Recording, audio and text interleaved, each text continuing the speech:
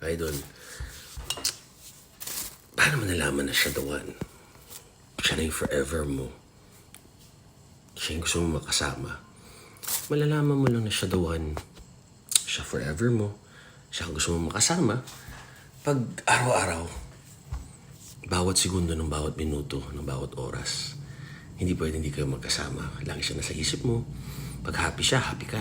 Pag malungkot ka, kung malungkot siya, mas malungkot ka. Kung galit siya, ka, gusto mo mawala yung galit niya. Kumbaga, mas love mo siya kaysa love mo sarili mo. Yun yung, para sa akin, ayun ang definition ng love, ng true love. So, yun lang. Pag nakahanap na kayo na ganyan na partner, babae o lalaki, huwag niyo nang pakawalan. Ngayon, kung yung partner niyo, maraming partners before, huwag niyo na pag-usapan. And at least, ang kinaganda, alam niya yung good relationship sa bad. Meaning, ikaw ang pinakasalan niya, ikaw ang kasama niya, ibig sabihin, ikaw yung good relationship, ikaw yung kanyang destiny pang